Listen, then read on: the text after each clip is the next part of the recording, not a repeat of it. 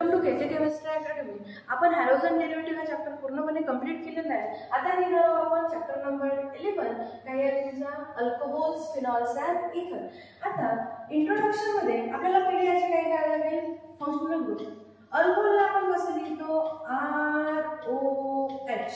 Alcohol म्हणजे काय होतो, ROH. जसं फिनॉल आहे, फिनॉलला काय लिहितात, बेन्झीन रिंग, आणि बेन्झीनला लावतात OH. फिनॉलला काय लिहितात, बेन्झीन रिंग, आणि बेन्झीनला काय लावतात OH. हा OH तुम्ही कुठे पण लावू शकता. आणि नंतर आहे तुमचा इथर. इथरला काय लिहितात ROR. म्हणजे जर मला इंट्रोडक्शन मध्ये लिहायचं असेल तर alcohol, the general formula of alcohol is काय लिहा, ROH. The general formula of phenol is बेन्झीनला OH. हा स्ट्रक्चर करा. नंतर the general formula of ether is ROR. म्हणजे R सारखी राहू शकतात किंवा वेगळेही राहू शकतात. जसं मला घ्यायचं आहे आता याचं काय घ्यायचं आहे, क्लासिफिकेशन. काय घ्यायचं आहे, क्लासिफिकेशन. आपण घेऊ पहिलं, स्टार्टिंग करू पहिलं classification. Classification of alcohol.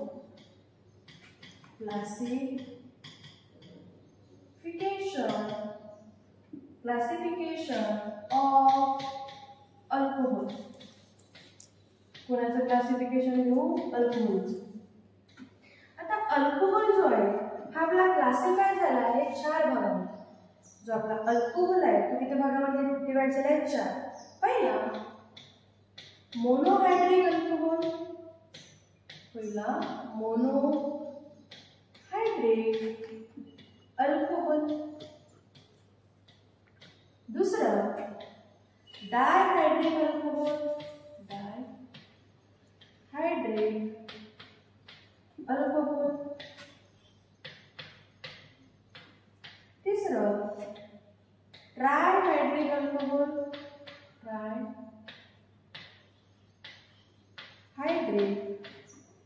Alcohol.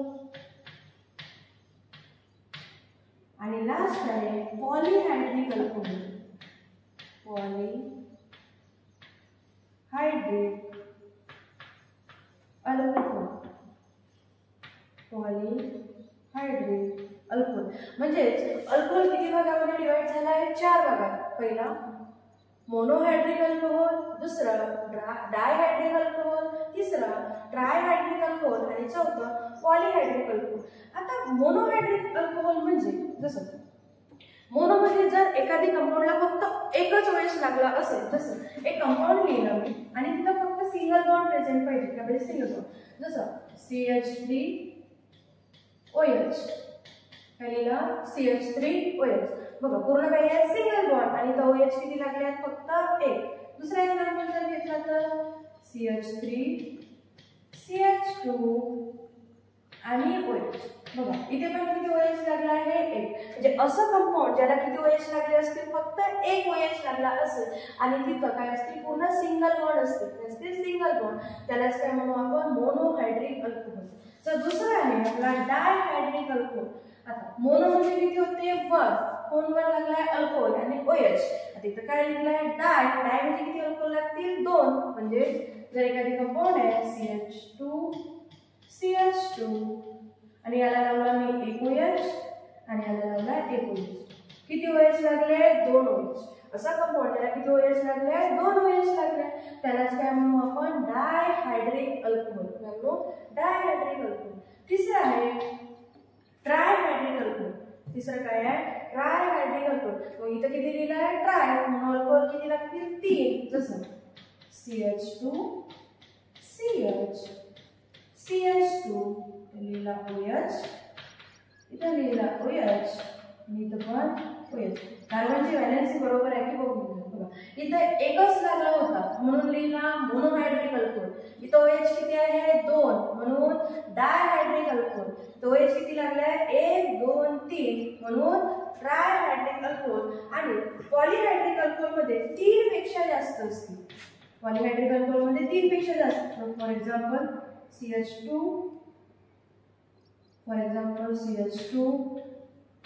CH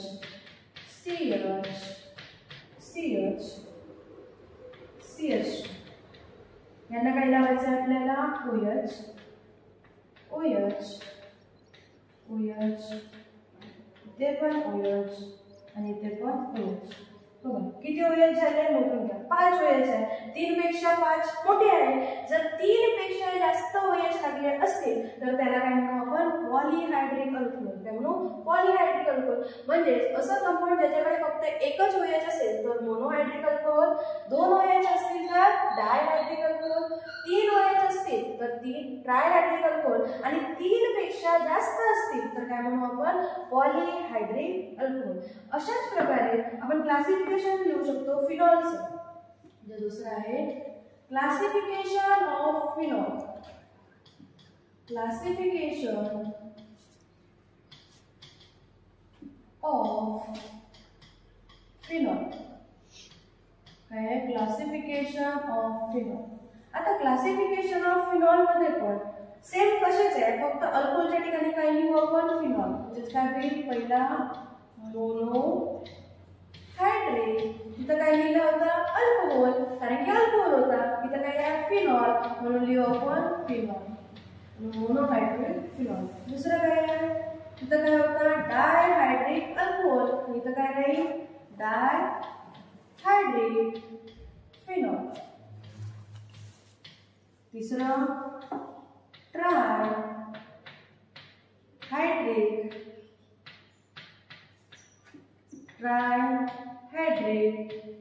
phenol. आणि चौथा आहे तिथं काय होतं पॉलीहायड्रिक अल्कोहोल. इथं काय राहील पॉलीहायड्रिक.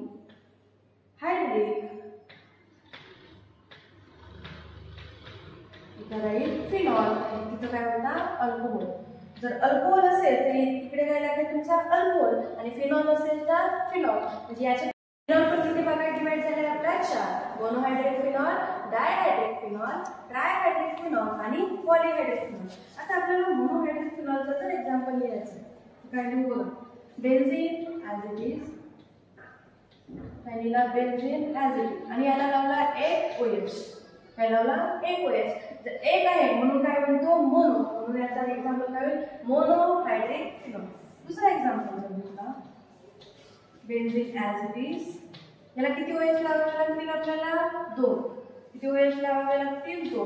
तुम्ही कुठेही लावू शकता. इथं लावलं मी होऊ शकतं तुम्ही ऑपोजिट लावाल. एक वर एक खाली पण OH किती लागले आहे 2. इथं एकच OH लागला म्हणून मोनोहायड्रिक फिनॉल. इथं किती लागले आहे 2 पण बेन्झीनला लागले आहे. कुणाला लागले आहे बेन्झीनला. जर बेन्झीनला 2 OH असतील तर डायहायड्रिक फिनॉल. इथे पण किती लागले आहे 2. ट्रायहायड्रिक मध्ये किती लागतील 3. ट्रायहायड्रिक मध्ये किती लागतील 3. दुसरं 1 2 3 किती लागले 3. अजून एक्झाम्पल घेऊ शकतो.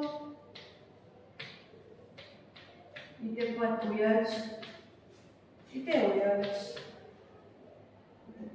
खाली घेऊ शकतो. इथे पण एक OH इथे पण एक. बघा बेन्झीनला किती OH लागले आहेत 3. 1 2 3.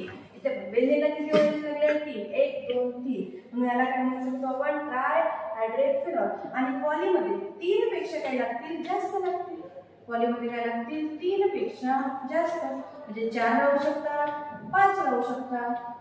OH OH OH OH किती झाले 4. असे होऊ शकते 5 लिहू शकतो आपण. OH OH 5 लिहू शकतो 6 लिहू शकतो 7 लिहू शकतो.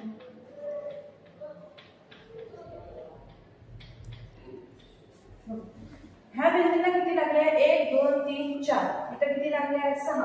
म्हणजे 3 पेक्षा जास्त जर OH तुमच्या बेन्झीनला लागले असतील तर त्याला काय म्हणू पॉलीहायड्रिक फिनॉल. पहिला काय होता मोनोहायड्रिक फिनॉल. बेन्झीनला एक OH लागला आहे. डायरेक्ट यायचे बेन्झीनला एक OH म्हणून मोनोहायड्रिक फिनॉल. बेन्झीनला किती OH लागले आहेत 2. ते कुठेही लागू शकतात पण किती पाहिजे 2. इथं लागले आहे तुमचे बेटा पोझिशनवर. इथं लागले आहे ऑर्थो पोझिशनवर. म्हणून याला म्हणू डायहायड्रिक फिनॉल. इथं बेन्झीनला किती OH लागले आहेत 3. 1 2 3. इथे पण बघा किती लागले आहे 1 2 3. किती लागले आहेत 3. बेन्झीनला 3 OH लागले आहे म्हणून ट्रायहायड्रिक फिनॉल.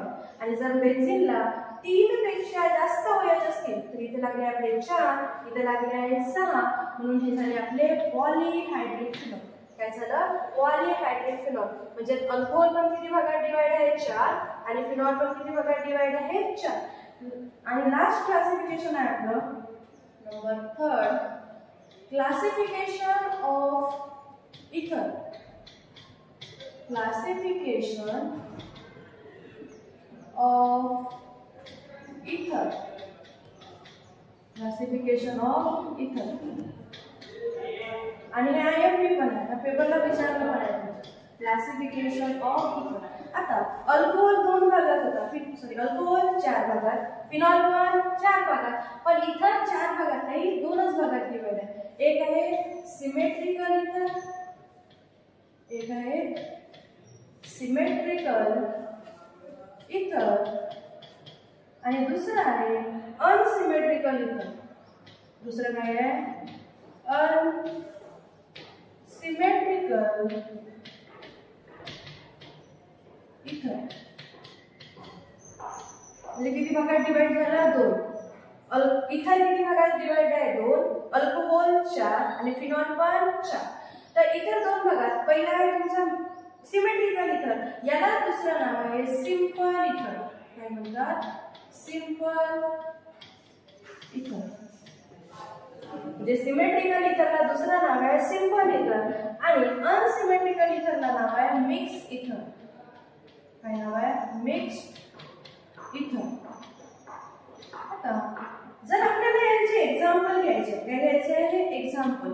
तर सिमेट्रिकल इथर, जसं इथरचा फॉर्म्युला काय आहे आपला? ROR. हा आपला काय आहे? इथरचा फॉर्म्युला आहे. जर मी दोन्ही आरच्या ठिकाणी CH3 घेतली, इथे पण CH3, ते O, इथे पण CH3. काय केली? दोन्ही आरच्या ठिकाणी काय घेतली? CH3. इथे एक CH3, इथे एक CH3. सारखे आहे का डिफरंट आहे? सारखे. म्हणून याला म्हणतात सिमेट्रिकल इथर. काय म्हणतात? सिमेट्रिकल इथर. आणि इथं सोबत एक आरच्या ठिकाणी घेतली CH3 आणि दुसऱ्या आरच्या ठिकाणी घेतली C2H5. एका आरच्या ठिकाणी काय घेतली? CH3, दुसऱ्या आरच्या ठिकाणी काय घेतली? C2H5. हे तुमचे सेम झाले. किती CH3 आहे? 2, म्हणून डाय. कोण 2 आहे? मिथिल, म्हणून डाय मिथिल. आणि फॉर्म्युला कशाचा आहे? इथरचा, म्हणून याला म्हणतात डाय मिथिल इथर. पण इथे बघा, हा CH3 आहे आणि हा काय आहे? C2H5 आहे. सारखे आहे का? नाही, म्हणून याला म्हणतात अनसिमेट्रिकल. जो सारखा नाही आहे त्याला म्हणतात अनसिमेट्रिकल किंवा मिक्स. दोघं काय झाले आहे? मिक्स. आता याला आपण म्हणतो मिथिल आणि 2 कार्बन असलेला इथिल. अल्फाबेटनुसार कोण पाहिजे? तो ई, म्हणून याचं नाव होईल इथिल मिथिल इथर. याचं नाव काय होईल? इथिल मिथिल इथर. म्हणजे असं कंपाऊंड ज्याच्यामध्ये तुमचे अल्किल काय असतील? सेम असतील, त्याला काय म्हणू आपण? सिमेट्रिकल इथर किंवा सिंपल इथर. आणि असं इथर ज्याच्यामध्ये तुम्हाला अल्किल काय असतील? डिफरंट असतील, त्यालाच काय म्हणू? अनसिमेट्रिकल इथर किंवा मिक्स्ड इथर. म्हणजे आपण क्लासिफिकेशन घेतलं अल्कोहोल, फिनॉल्स अँड इथर. बाकी नेक्स्ट क्लास.